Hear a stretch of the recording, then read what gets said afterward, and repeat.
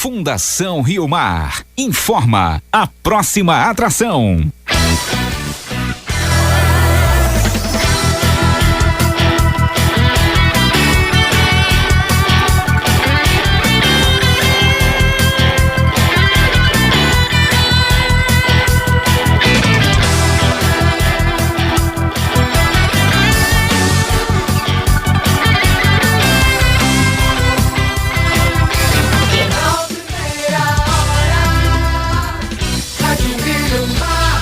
A credibilidade está no ar. Apresentação de Carlos Eduardo Pessoa e Ítalo Bianco. Confira os destaques desta terça-feira, 29 de agosto de 2017. Um dia após resultado das eleições, secretário de Segurança do Amazonas pede demissão. Davi Almeida anuncia obras no interior e afirma que a partir desta semana já começa a montar equipe de transição para o próximo governo. Câmara de Dirigentes Lojistas de Manaus avalia redução favorável no número de devedores desde o início do ano. Prefeitura dá mais 90 dias para a empresa concluir reformas em casas históricas no centro de Manaus. E no esporte, Manaus recebe partida da Superliga Masculina de Vôlei em dezembro.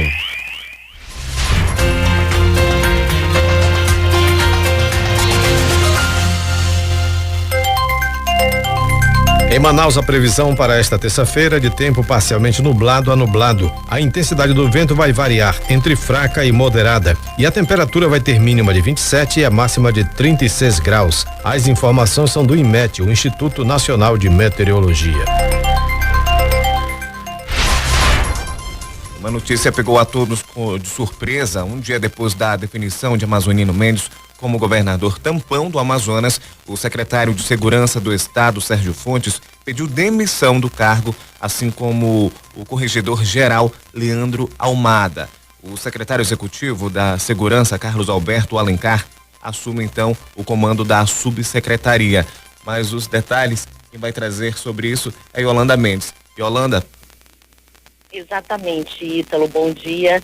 Ítalo, Carlos, ouvintes da Rádio Rio Mar. Nós já temos um novo secretário de Segurança Pública do Amazonas, é o Carlos Alberto de Andrade, que assume agora após a saída do ex-secretário Sérgio Fontes. Segundo informações enviadas pela assessoria da Secretaria de Segurança Pública, Carlos Alberto tem mais de 16 anos de experiência na área de segurança. Ele assume o cargo após o pedido de exoneração.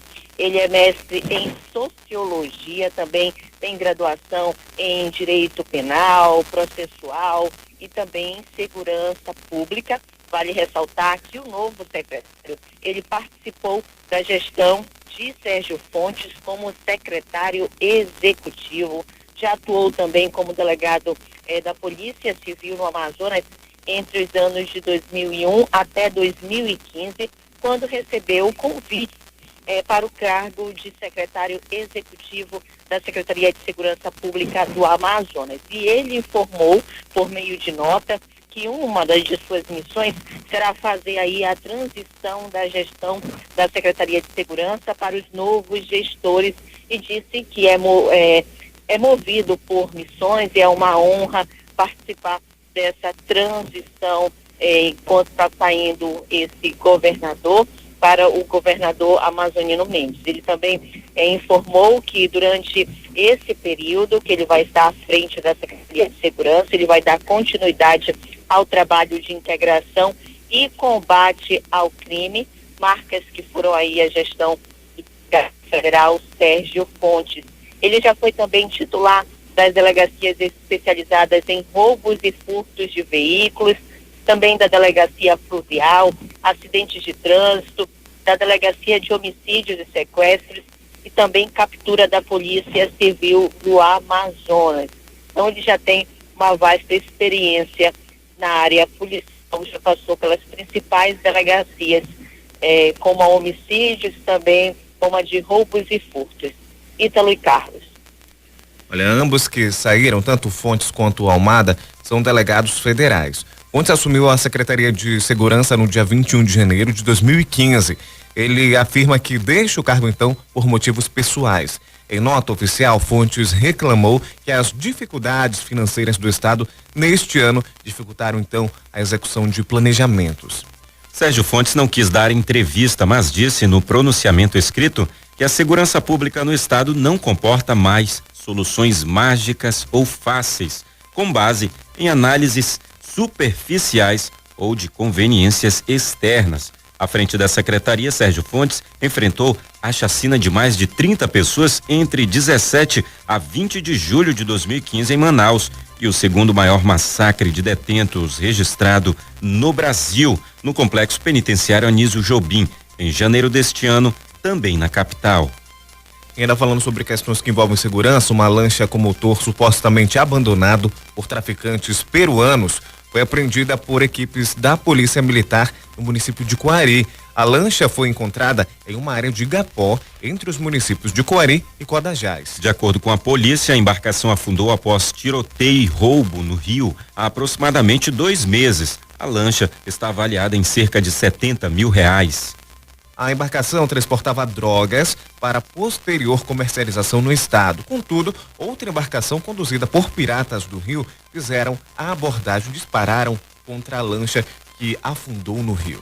Uma operação que contou com policiais do 5º Batalhão de Polícia Militar, da Rocan e do Policiamento do Interior que estavam reforçando o policiamento nas eleições do município, foram deslocadas para o local da denúncia. A lancha será apresentada e exibida na 10ª Delegacia Regional de Coari. Outro assunto bastante importante é que a Secretaria Executiva de Proteção e Defesa Civil de Manaus já iniciou ontem a ação integrada de prevenção e atualização de mapeamentos das áreas de risco aqui na cidade de Manaus. Essas áreas de risco elevado. As vistorias técnicas começaram pelas ruas Londres, bairro Gilberto Mestrinho, na zona leste de Manaus. Segundo o secretário do órgão, Cláudio Belém, o levantamento desses locais já está sendo realizado em parceria com o Serviço Geológico do Brasil, o CPRM, e vai servir de embasamento para a execução da Carta Geotécnica de Manaus. A gente já vem fazendo um convênio com o CPRM com relação à atualização do mapeamento de área de risco. Então, com os dados que a gente teve da chuva de 2016, a gente resolveu iniciar logo as vistorias com relação a risco muito alto nessas áreas na cidade de Manaus. Então, de posse desse mapeamento, a gente está visitando essas áreas. Fizemos uma reunião entre outras secretarias para fazer uma integração e trazer essas outras secretarias também para fazer uma avaliação na área, se tem lixo, se tem problema de drenagem, para que a gente possa fazer uma avaliação mais completa. Conforme o último levantamento realizado pela Defesa Civil e o CPRM, 15 bairros de Manaus estão na atualização do mapeamento de áreas de risco iniciado em janeiro e serão então visitados nos próximos dias. Entre eles está Alvorada, Cidade de Deus, Colônia Terra Nova, Compensa, Educandos, Flores, Gilberto Mestrinho, Jorge Teixeira, Mauazinho, Nova Cidade, Petrópolis, São Jorge, São Raimundo e Tancredo Neves. Nesses locais, ao todo, foram identificadas 851 moradias vulneráveis em áreas de risco geológico muito alto, sendo a maior concentração nas zonas norte e leste da cidade. Falando sobre saúde, a Secretaria Municipal de Saúde, Censa, começou a receber os documentos dos 200 primeiros classificados no processo seletivo simplificado para a contratação de vacinadores. Eles devem atuar na campanha antirrábica, que está programada então para o período de 12 de outubro a 22 de novembro, na cidade de Manaus. De acordo com o secretário municipal de saúde, Marcelo Magaldi Alves, neste momento, foram convocados apenas os 200 primeiros colocados para realizarem os procedimentos pré-admissionais. Esses procedimentos estão sendo realizados no auditório da sede da Censa, na Avenida Mário Ipiranga, no Adrianópolis, das 8 horas ao meio-dia. Os vacinadores selecionados vão ter auxílio transporte, auxílio alimentação e salário família. A jornada de trabalho será de 44 horas semanais. 5 horas e 39 minutos e uma ação apresentada pelo Ministério Público Federal, MPF, levou à justiça um episódio entre os diversos casos de violação praticadas contra os povos indígenas durante a ditadura militar no Brasil. O massacre Waimiri-Atroari, na abertura da rodovia BR-174. No documento, o órgão exige a reparação dos danos causados por meio de indenização no valor de R$50 milhões. pedido oficial de desculpas e inclusão do estudo das violações sofridas pelos indígenas nos conteúdos programáticos escolares e requer também garantias de direitos para que esses episódios não se repitam. Como pedidos urgentes, o Ministério Público Federal requer à Justiça que obrigue o governo brasileiro e a Fundação Nacional do Índio, a FUNAI, a confirmarem a área da reserva Uaimiri-Atuari para incluir então o trecho referente à BR-174 como parte da terra indígena. O MPF pede que a União e a FUNAI sejam obrigadas a realizar cerimônia pública de pedido de desculpas na terra indígena Uaimiri-Atuari, em que se conheça os atos praticados contra o povo indígena pelo Estado brasileiro e entreguem à comunidade todos os documentos governamentais, civis ou militares produzidos no período da ditadura militar, referentes à etnia e ao empreendimento de construção da BR-174. A gente faz só um destaque que esse pedido do MPF ele vem logo depois de o presidente Michel Temer aí debater a questão de abrir para mineradoras, para a exploração terras que somadas, né? Elas chegam a ser chegam perto do território da Dinamarca, uma área que chega a ser próximo do território do país da Dinamarca, em que a presidência, em que o presidente, esse governo que está aí, quer liberar para a exploração. Isso poderia, segundo especialistas, atingir também terras indígenas. Portanto, é bom também relembrar o que a história nunca vai deixar de lado. Essa questão do que sofreram o povo Uaimiri-Atuari na abertura da BR-174. E nós destacamos também que a Prefeitura dá mais 90 dias para a empresa concluir reformas em casas históricas aqui no centro da cidade de Manaus. Os detalhes com Bruno Elander. A reforma nas casas de número 69 e 77, na rua Bernardo Ramos, no centro, iniciadas em fevereiro deste ano, vai demorar pelo menos mais 3 meses para ser concluída. Isso é o que consta no Diário Oficial do município do último dia 24. A Prefeitura prorrogou o prazo dado à empresa Triseven Serviços de Construção para a conclusão das obras. A empreiteira foi contratada no dia 26 de dezembro do ano passado por mais de R$500 mil para executar o serviço. As casas são feitas com parte da estrutura em taipa, barro e madeira e são históricas para Manaus, como lembra a superintendente do Instituto do Patrimônio Histórico e Artístico Nacional no Amazonas, IFAM, Carla Bittar. Estão sendo objeto de restauro através do programa Monumenta, por possuírem um grande valor histórico-cultural, uma vez que são testemunhas de uma arquitetura que muito utilizava-se de materiais, recursos e soluções construtivas. Consideradas as residências mais antigas da capital, construídas em 1819, as casas carregam na arquitetura uma parte da história de Manaus, do período colonial, anterior ao que mais comumente se encontra no centro histórico da cidade, construído no tempo áureo da borracha. O prazo inicial para a conclusão da reforma era de 120 dias, portanto, deveria ter sido entregue em junho. O diretor-presidente da Fundação Municipal de Cultura, Turismo e Eventos, Manaus CUT, Bernardo Monteiro de Paula, afirma que o novo prazo é necessário para a adaptação às novas regras de acessibilidade. O projeto aprovado pelo IFAM foi feito antes da NBR, norma de acessibilidade, e a gente conseguiu a reforma estrutural, toda a parte elétrica de restauro, isso já está pronto. Esse aditivo, ele tem um enfoque muito claro em adaptar as casas à norma de acessibilidade. Esses 90 dias são importantes para a gente conseguir fazer seja a acessibilidade das rampas, seja adaptar os banheiros, seja fazer todas as reformas e os reparos necessários para adotar aquele equipamento público e se tornar acessível a toda a população manauara e os turistas que nos visitam. Essas casas são os últimos exemplares daquela época. Após a conclusão da reforma, uma licitação vai ser feita para a cessão de uso dos imóveis. A casa 69 tem 137 metros quadrados E a 77, que faz esquina com o beco José Casimiro, tem 151 metros quadrados. Brunelander, Rádio Rio Mar, jornalismo total. Jornal Primeira Hora. A credibilidade está no ar.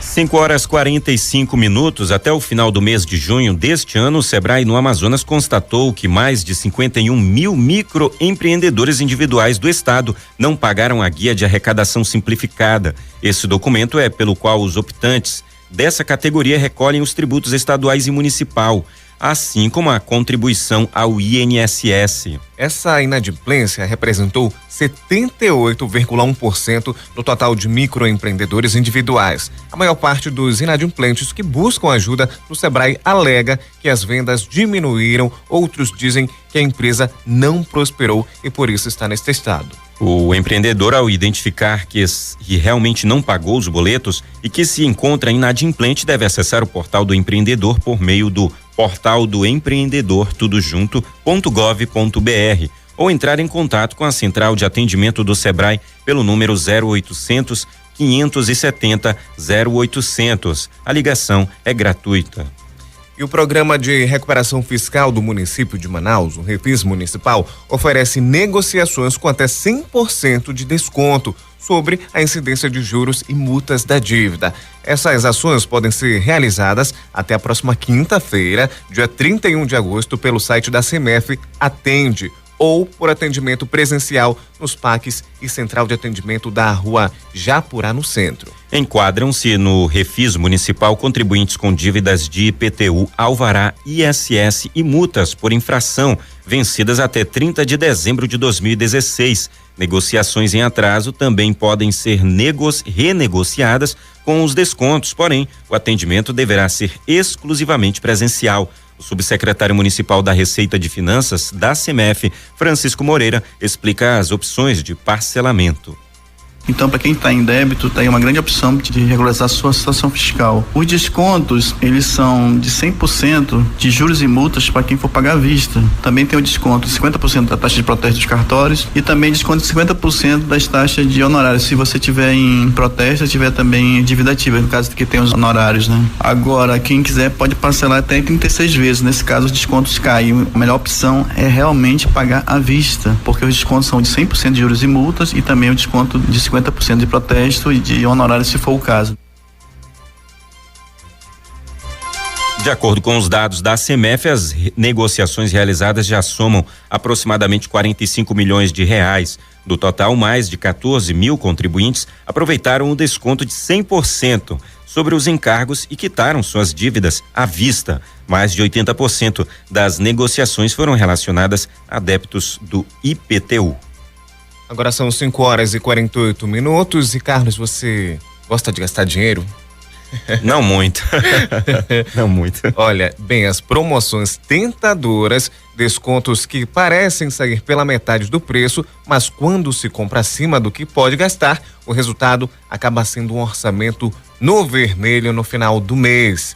No Brasil, a taxa de inadimplência é de 6,5%. Aqui na cidade de Manaus, o número é menor. E apesar de ainda não ter o indicador ideal, os consumidores estão se preocupando em pagar, na verdade, as suas dívidas. E algumas das formas disso acontecer são as negociações com os vendedores, como explica o presidente da Câmara de Dirigentes Lojistas de Manaus, Ralf Assayag. Vamos ouvir.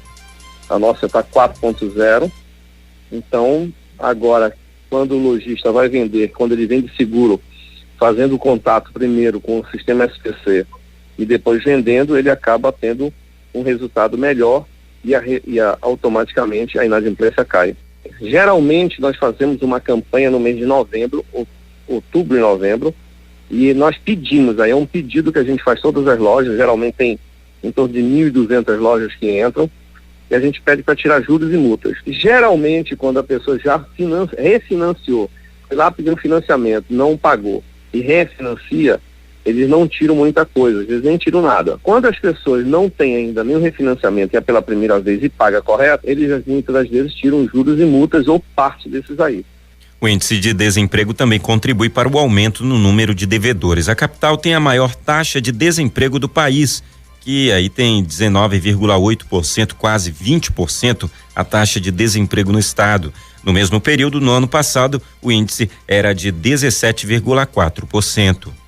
Olha, além desse desemprego aqui na cidade, que é um problema, a partir de hoje, o preço da gasolina nas refinarias vai sofrer um aumento de 1,1% e o diesel de 0,4%. O anúncio foi feito pela Petrobras e segue a nova política de ajuste de preço, que tem como base o preço de paridade de importação. O ajuste anterior havia sido então anunciado no sábado, com aumento de 1,2% na gasolina e diminuição de 0,7% no diesel.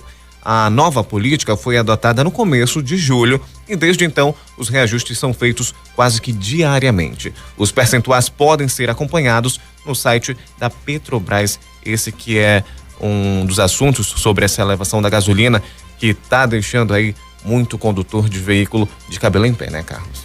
E a Superintendência de Investimentos de Manaus, da Manaus Previdência, conseguiu reverter um primeiro semestre negativo de menos 1,62% em sua carteira de investimentos, para uma rentabilidade positiva no início do segundo semestre, fechando o mês de julho com 2,08%.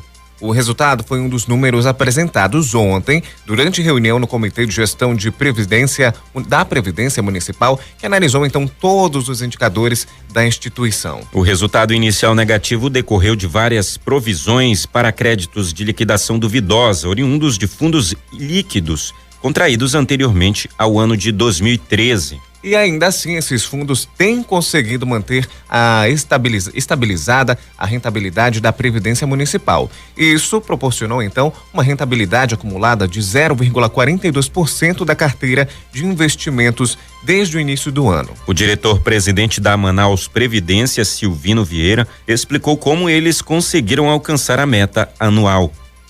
Os fatores que possibilitaram o atingimento das metas foi a decisão correta do Comitê de Investimentos e do Superintendente de Investimentos da Manaus Previdência, quando definiram há alguns meses atrás que os investimentos com os nossos recursos fossem aplicados todos em papéis do Tesouro Nacional. A conjuntura financeira do Brasil propiciou que o resultado fosse muito favorável e que nos coloca novamente na meta a ser alcançada em média para o ano.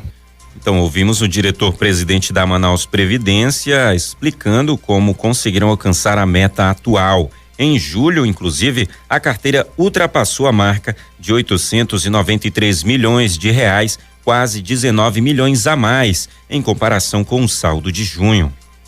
E os órgãos da Secretaria de Estado da Produção Rural, CEPRO, participaram no período de 29 a 3 de setembro do primeiro workshop e da primeira feira de agronegócios realizados por uma universidade localizada no Parque das Laranjeiras, aqui da cidade de Manaus. O objetivo é proporcionar o intercâmbio de novas tecnologias produtivas, oportunidades de negócios, informações sobre crédito rural, além da iniciativa de projetos sustentáveis, exposição e comercialização de produtos da agricultura familiar. Assuntos como produção e comercialização da castanha do Brasil, piscicultura familiar, pecuária e avicultura serão debatidos nos primeiros dias do evento. A feira acontece na área externa da universidade a partir de quinta-feira, 31 de agosto. A abertura da feira para a visitação do público inicia então às 6 horas da noite. Jornal Primeira Hora. Davi Almeida anuncia obras no interior e afirma que a partir desta semana já começa a montar a equipe de transição para o próximo governo. As informações com Samara Souza. Correndo contra o tempo antes de deixar o mandato de governador interino do Amazonas, Davi Almeida continua anunciando obras para o interior do estado. Os municípios de Tonantins e Santo Antônio do Içá estão sendo contemplados com obras de recuperação do sistema viário. Em visita aos municípios, o governador Davi Almeida deu a ordem de serviço para o início das obras. Em Tonantins, as obras já iniciaram com os serviços de terraplanagem. A cidade será contemplada com a recuperação de 28 quilômetros de vias. Segundo Davi Almeida, as obras em Tonantins estão orçadas em 5 milhões de reais, mas esse valor ainda pode aumentar. A pavimentação da comunidade Portelinha, parte da comunidade de São Francisco, a estrada de São Francisco, recursos da ordem de 5 milhões que ainda serão aditivados em quase mais 2 milhões. E nós temos também programado para Tonantins uma licitação, recursos de quase 9 milhões, que não dará tempo de realizar ainda na nossa administração, mas nós queremos concluir o processo licitatório, deixando ao novo governador a oportunidade de vir dar a ordem de serviço.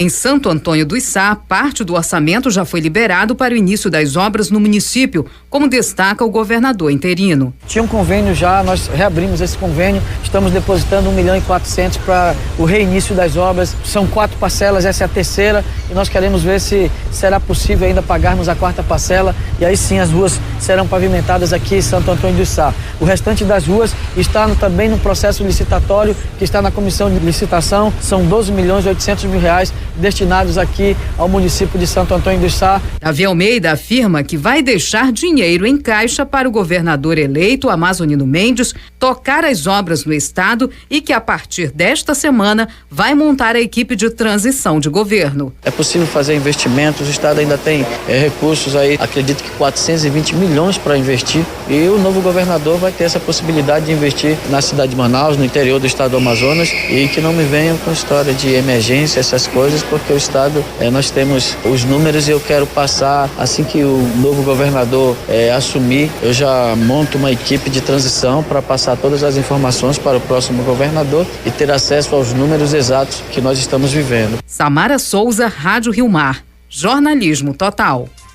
Então vimos o governador aí que se mostra preocupado com as contas e ainda com a caneta na mão ele tenta deixar a marca dele no governo de pouco mais de 100 dias. São 5h57. A primeira atividade oficial do governador eleito Amazonino Mendes, após vencer o segundo turno do pleito suplementar do último domingo, foi visitar o Tribunal de Contas do Estado do Amazonas, o TCE, para pedir apoio. Acompanhado de 7 deputados estaduais e do vice-governador eleito Bosco Saraiva, ele demonstrou preocupação com os gastos feitos pelo governador interino Davi Almeida. Amazonino Mendes afirmou que atos incompatíveis com a interinidade foram realizados pelo governo, como pagamentos desnecessários superiores a 600 milhões de reais. No entanto, nenhuma documentação formal foi apresentada como denúncia. O governador eleito acredita que o empenho do dinheiro público pelo Estado deve chegar, então, a R$1 bilhão ao final deste mês. Os 600 milhões que eu falo são pagamentos que não são essenciais, são pagamentos voluntários. Eu acredito que com esse mês de agosto nós vamos pegar R$1 bilhão.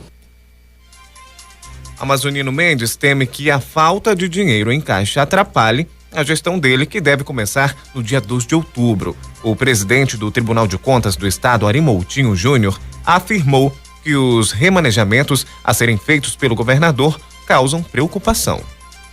O que está nos preocupando são com os índices prudenciais de orçamento na área de saúde, educação, segurança, com os remanejamentos que o senhor poderá fazer. Eu estou aqui lhe passando em mãos alguns levantamentos que o tribunal já fez, para que o senhor e sua equipe, na coordenação do doutor Deodato, equipe de transição, já possa ter por parte desta Corte de Contas alguns números para que possa nortear os primeiros dias da futura administração. Muito obrigado. E hoje o TCE vai apreciar um expediente do Ministério Público de Contas que trata dos gastos e contratos do governo para gerar determinação ao governador interino, segundo Ari Moutinho Júnior. Isso aí, na verdade, existe aí essas alfinetadas entre governador interino e agora o governador eleito. Antes da eleição, logo quando houve a definição do segundo turno, Davi Almeida se pronunciou e falou aí que quando retornar para a função de deputado na Assembleia Legislativa, vai ser duro, vai cobrar do novo governo. E aí o novo governador chega e ele quer dinheiro no caixa, não quer que o governador interino gaste mais e deixe para ele a gestão para seguir adiante. Olha, o governador eleito Amazonino Mendes, do PDT, ainda foi inclusive recebido pelo presidente da República, Michel Temer, no Palácio do Planalto, em Brasília, para discutir então assuntos econômicos envolvendo o estado do Amazonas.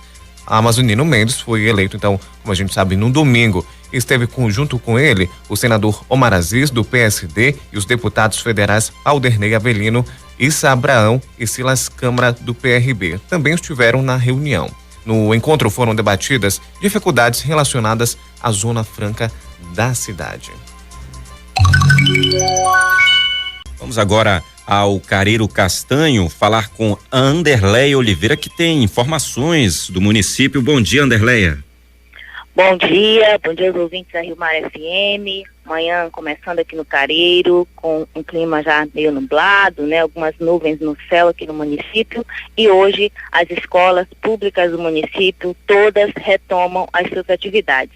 Algumas na segunda-feira deixaram os alunos o dia inteiro em recesso, né? Colocando aí toda essa estrutura no lugar. As escolas municipais retomaram as atividades no período da tarde. Ontem mesmo à tarde já realizaram atividades com estudantes, inclusive ensaios para o desfile cívico da Semana da Pátria, de 7 de setembro, que será realizado aqui no município no dia 4. Então as escolas, no decorrer dessa semana, estarão se dedicando a esta programação cívica e retomando a partir de hoje as atividades, inclusive informando aos estudantes do interior que o transporte escolar, né, volta a funcionar normalmente e hoje tem aula sim nas escolas do Careiro. Anderleia Oliveira, Rádio Rio Mar, jornalismo total. Polícia. E ontem uma bancária foi sequestrada no bairro do Campos Elíseos, zona centro-oeste de Manaus. Como e a que horas ocorreu isso, Yolanda Mendes? Ítalo, essa moça viveu momentos aí de terror na mão dos assaltantes. Isso aconteceu ontem à noite. A bancária Carolina da Silva Barbosa, de 30 anos, ela foi sequestrada por 4 homens no início da noite, por volta das 7h, 7h30 da noite. Ela estava chegando até uma academia ali no bairro Campos Elíseos, estacionando na academia, quando ela foi abordada por esses 4 assaltantes. Os familiares, inclusive, informaram que a jovem relatou ter acompanhado muitos assaltos realizados pelo grupo aqui em Manaus. Eles pegaram a Carolina e começaram a realizar vários assaltos, colocaram um pano no rosto da Carolina, 2 na parte de trás do veículo e ela no meio desse veículo. Como a notícia desse sequestro começou a se espalhar muito rápido pela cidade, a polícia também já estava aí fazendo a busca por esses assaltantes. Então logo eles abandonaram a Carolina, levaram bolsas, celulares. A bancária foi sequestrada quando ela estava ali estacionando o seu veículo e nesse momento algumas pessoas dessa academia viram o momento que a Carolina foi levada por esses 4 assaltantes e logo acionaram a polícia. Os familiares também dessa moça logo registraram um boletim de ocorrência. Eles compartilharam em várias redes sociais a imagem da jovem e pediram ajuda para encontrá-la. Então, o tio da vítima, o Miro Pereira, contou que as amigas da academia também viram esse momento que a Carolina estava chegando quando foi rendida por esses assaltantes. Momento realmente de muito terror que essa moça viveu ontem. Os assaltantes abandonaram ela dentro desse veículo e ela conseguiu se desamarrar e conseguiu voltar para casa. Eles levaram o carro, até porque como as fotos, as imagens da moça e também do veículo se espalharam muito rápido, a polícia acredita que eles ficaram com medo de levar esse carro e acabaram abandonando a Carolina e também o veículo dela. Ela conseguiu dirigir até a sua residência, mas chegou na casa com muito medo realmente. Os familiares relataram que essa moça estava realmente em pânico depois de percorrer a cidade com esses quatro homens que já estão sendo procurados pela polícia. E a Caroline viveu realmente momentos bem complicados ontem à noite aí no bairro Campos Elíseos. Vamos também falar sobre as entradas do Instituto Médico Legal, deu entrada vítima de acidente de trânsito no quilômetro 010, na BR-010, no quilômetro 38, o Sandy Francisco de Souza, um idoso de 78 anos. Vítima de arma de fogo, o Pedro Firmo de Oliveira, de 54 anos. Esse homicídio aconteceu lá no bairro Novo Reino 2. E por último, deu entrada no Instituto Médico Legal o Alex Douglas Ivo Lima, de 24 anos, lá na rua Alfazema, no bairro João Paulo. Ítalo e Carlos. Tá aí o saldo da violência em Manaus. E Yolanda aí falando a respeito de várias pessoas que acabam perdendo a vida. Tem o caso também desta mulher que foi feita refém, viveu momentos de terror.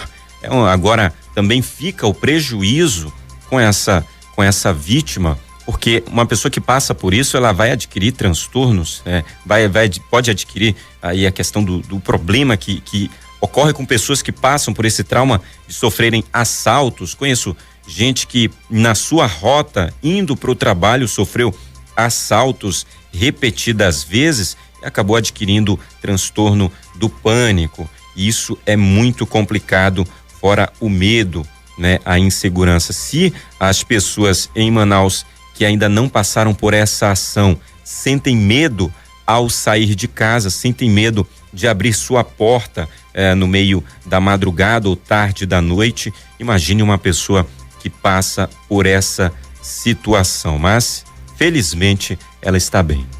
E fica um alerta também para as pessoas que saem em vias públicas ou próximo da sua casa, que vai abrir o portão, já está com a chave na mão ou vai abrir a garagem, que seja de forma rápida. A gente sabe que nós gostaríamos que tivesse mais segurança na cidade, mas infelizmente nós temos que adotar esse tipo de comportamento, verificar se realmente não tem ninguém por perto para fazer todo esse procedimento antes de entrar na casa ou entrar na academia, como foi o caso dessa moça. Normalmente a gente conhece toda a vizinhança, né, Ítalo? Então, pessoas estranhas que você suspeitar, você não precisa abordar ninguém, mas sim tomar o cuidado quando chegar em casa com o carro, faça o retorno. Isso são dicas que a gente já ouviu diversas vezes, principalmente de autoridades policiais. Edgar Luiz Queiroz Afonso, de 24 anos, foi preso com uma faca após ser denunciado por pessoas de uma parada de ônibus na Avenida Torquato Tapajós, próximo à entrada da comunidade Campos Sales, na zona oeste de Manaus. Ao perceber uma viatura da polícia, o suspeito fugiu e invadiu uma fábrica, sendo alcançado em seguida por seguranças. Ele foi apreendido então com essa faca e uma mochila. Edgar foi autuado por ameaça no 20º DIP. 6h11, a gente volta a noticiar uma questão muito preocupante, muito triste, que acontece também na cidade de Manaus. Aqui um homem de 34 anos foi preso em flagrante suspeito de cometer um estupro de vulnerável contra a enteada dele, uma adolescente de apenas 13 anos. O crime aconteceu na casa onde ele morava com a vítima, no bairro Jorge Teixeira, na zona leste de Manaus. Segundo a Polícia Civil, o homem teria colocado as partes íntimas dele e mostrado para a adolescente. Ele foi preso no local e apresentado na delegacia especializada em proteção à criança e ao adolescente. Lamentável essa situação, lamentável a gente ter que ainda noticiar que as nossas crianças, que os adolescentes, que até os vulneráveis, como o próprio crime fala sobre estupro de vulnerável, que eles são vítimas, deveriam estar sendo protegidos pelos adultos e muitas vezes são violentados pelos adultos. Jornalismo com credibilidade. Mudando de assunto, com quase 3 meses de implantação, um novo procedimento para a retirada de medicamentos ainda é pouco conhecido pelos usuários da rede municipal de saúde em Manaus. Com a implantação do sistema eletrônico, o Sinfarma, é necessário então apresentar receita médica em 2 vias, cartão nacional de saúde e um documento de identificação com foto. Segundo a gerente de assistência farmacêutica da Sensa, Mie Guimarães, A Censa identificou que muitos pacientes estão retornando às farmácias porque desconhecem as novas exigências. Ela informa quais são os procedimentos necessários para a retirada de medicamento. Os usuários, para chegarem às unidades de saúde, eles preferem efetuar prescrição médica ou de qualquer outro profissional autorizado a prescrever. Em 2 vias, o cartão nacional de saúde e um documento de identificação com foto. No caso de ser uma outra pessoa a receber o medicamento, que não seja o próprio usuário da receita, essa pessoa tem que levar também o cartão nacional de saúde e a documentação de foto dele e do dono da receita. No caso de prescrições como de hipertensão e diabetes, que tem a validade para 6 meses, então o usuário tem que tirar uma cópia da receita e levar junto com a original toda vez que for retirar o medicamento na farmácia. O Cisfarma possibilita a precisão no controle de quantidades, horários e locais de liberação de medicamentos, assim como o número exato de usuários beneficiados, maiores demandas e custos atualizados dos itens liberados por unidade de saúde. Com isso, evita-se então a liberação indiscriminada de medicamentos, além de dimensionar as reais necessidades da rede municipal. E o campus avançado do Instituto Federal de Educação, Ciência e Tecnologia do Amazonas, o IFAM, de Manacapuru, está com vaga aberta para a contratação de professor substituto de informática no regime de 40 horas semanais. A seleção será feita por meio de processo seletivo simplificado, com prova de desempenho didático e avaliação curricular. Os interessados devem realizar a inscrição diretamente no campus avançado Manacapuru no período de 28 a 30 de agosto de 2017. A remuneração do profissional é de R$ 3.121, além de benefícios como auxílio transporte, auxílio alimentação e auxílio pré-escolar. A taxa de inscrição é de R$ 50 e deverá ser paga via guia de recolhimento da União. O campus está localizado na estrada Manuel Urbano, no quilômetro 77, bairro Nova Manacá, em Manacapuru. O horário de atendimento é das 8 ao meio-dia e de 2 às 5 da tarde. Olha, a Manaus Ambiental prorrogou até o dia 31 de agosto o período de inscrições para a 19ª edição do Dia do Voluntariado. O programa é aberto a entidades sem fins lucrativos que têm projetos ou ações socioambientais e contribuam para a promoção e o desenvolvimento social e econômico das comunidades onde estão sediadas. A ficha de inscrição e o edital estão disponíveis no site manausambiental.com.br. E a documentação necessária para a participação e a ficha preenchida e assinada e devem ser encaminhadas para o e-mail responsabilidadesocial@manausambiental.com.br. responsabilidadesocial@manausambiental.com.br. E a próxima edição do Dia do Voluntariado está programada para o dia 28 de outubro. O Departamento Nacional de Trânsito, o DENATRAN, vai realizar hoje em Manaus a primeira consulta pública para a discussão sobre a proposta de resolução do Conselho Nacional de Trânsito, o CONTRAN. A proposta altera as normas e procedimentos para a formação de condutores de veículos automotores e elétricos, a realização dos exames, expedição de documentos de habilitação, cursos de formação especializados e reciclagem, com base em teorias e práticas pedagógicas que sejam capazes de promover um trânsito seguro. A abertura do processo de consulta pública foi publicado no Diário Oficial da União no dia 8 de agosto e pode ser acessada por meio do endereço eletrônico denatran.gov.br. Lá também é possível encontrar o modelo de formulário para a apresentação de propostas. As normas visam aumentar a segurança e ter um condutor consciente, mas que isso tem que corresponder ao anseio dos cidadãos.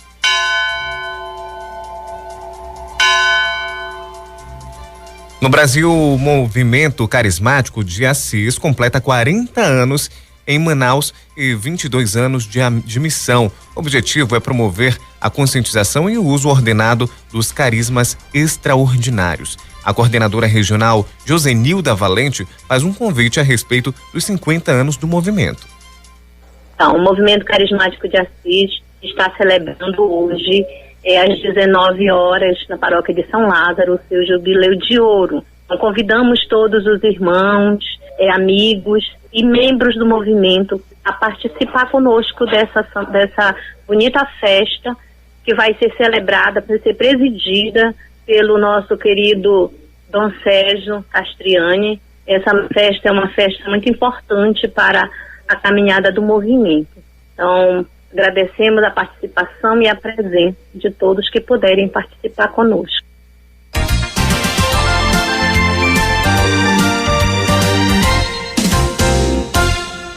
O Parque Municipal Ponte dos Bilhares será palco no próximo mês de setembro do Festival Amazonas de Bandas e Fanfarras. O evento vai reunir conjuntos musicais de diversas áreas da cidade e dos municípios da região metropolitana de Manaus para uma disputa técnica e cênica. Os grupos que alcançarem as 3 primeiras colocações serão premiados. O evento acontece nos dias 9 e 10 de setembro na Praça da Fogueira, na segunda etapa do Parque 10, das 5 horas da tarde às 10 horas da noite. As inscrições estão abertas e, de acordo com o gestor do Parque Ponte dos Bilhares, Dalisson Neto, o objetivo é resgatar a tradição das bandas e fanfarras na cidade.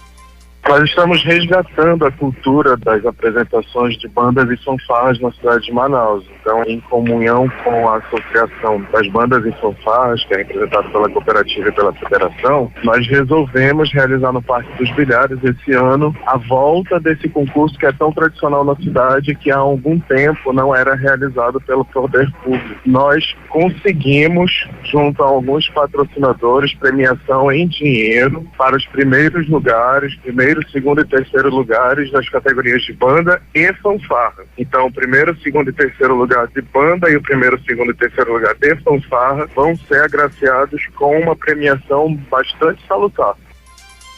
6 horas e 20 minutos em Manaus. Já está aqui conosco nos estúdios Samara Souza, que vai trazer mais detalhes do programa Rio Mar e Notícias, que acontece logo mais. A gente quer saber então os detalhes, o que você vai trazer de informação pra gente logo mais, Samara. Bom dia. Bom dia, Ítalo. Bom dia, Carlos. Bom dia ao Rafael, Samara, que está na mesa de áudio. Bom dia para você que está sintonizado na 103,5 Rádio Rio Mar FM. Você vai conferir logo mais no Rio Mar e Notícias, primeira edição, que o Ministério Público Federal do Amazonas está denunciando fraudes no programa Bolsa Família. Não é a primeira vez que isso acontece aqui no Amazonas. Lembro que até o Ministério Público Estadual investigava denúncias de fraudes, principalmente no município de Coari. Então a situação continua acontecendo, as fraudes continuam acontecendo nesse programa que deveria beneficiar pessoas que realmente precisam. Você vai conferir também que na edição desta terça-feira do Notícias, do Rio Mar e Notícias, primeira edição, no quadro Direitos e Deveres, vamos saber mais sobre a partilha de bens, testamento e inventário. E quem responde o seu questionamento, a sua dúvida, é o advogado Alberto da Almeida. Você também vai poder participar mandando a sua mensagem, a sua dúvida, pelo WhatsApp da Rádio Rio Mar, que é o 991425676. 991425676. Portanto, não perca quadro Direitos e Deveres com o advogado Alberto da Almeida. Hoje vamos saber mais sobre partilha de bens, testamento e inventário. Vamos saber também sobre o novo procedimento para retirada de medicamentos na rede municipal de saúde. Implantado há quase 3 meses, o novo procedimento ainda tem gerado dúvidas e é pouco conhecido. Trata-se do sistema eletrônico, o Cisfarma, mais um sistema que vira eletrônico e as pessoas precisam se atualizar para ter direito aí aos medicamentos na rede municipal de saúde aqui da capital. E para esclarecer sobre esse assunto, a gente vai conversar com a gerente de assistência farmacêutica da Sensa, que é a Secretaria Municipal de Saúde, a Mie Guimarães. Vamos saber também que tem audiência pública que discute enfrentamento à violência contra crianças e adolescentes no Careiro Castanho. É matéria da Anderleia Oliveira. Tudo isso e muito mais no Rio Mar e Notícias, primeira edição, às 7 da manhã, pela sua rádio Rio Mar FM 103,5. Bom dia. Bom dia, Samara. Vamos agora com Yolanda Mendes trazendo as últimas informações dessa edição do Primeira Hora.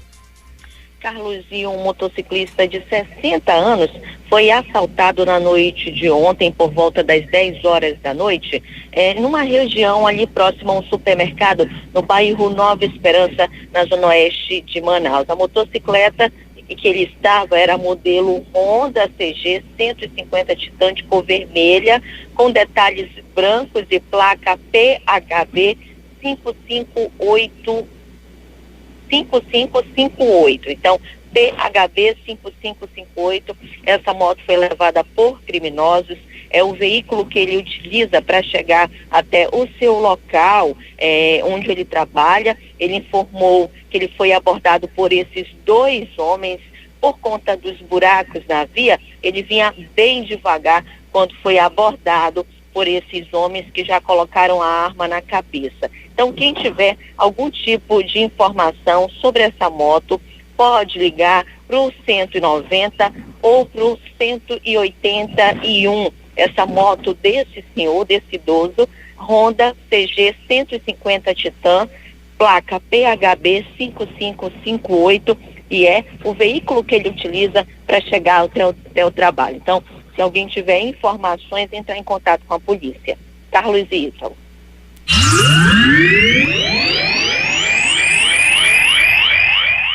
Chegou a hora de falar de esporte. Manaus recebeu desde o ano passado 5 jogos de expressão do vôlei, sendo 3 partidas de times nacionais e 2 amistosos internacionais. E mais um jogo vai entrar na conta. Entre vôlei, o vôlei entre Renata de São Paulo e Sada Cruzeiro de Minas Gerais, pela 9ª rodada da Superliga Masculina. O evento esportivo acontece dia 2 de dezembro, às 7 da noite, no ginásio poliesportivo do Amazonas, no bairro Flores, zona centro-sul de Manaus. A temporada 2017-2018 da Superliga Masculina de Vôlei começa dia 14 de outubro e vai contar com 12 clubes participantes.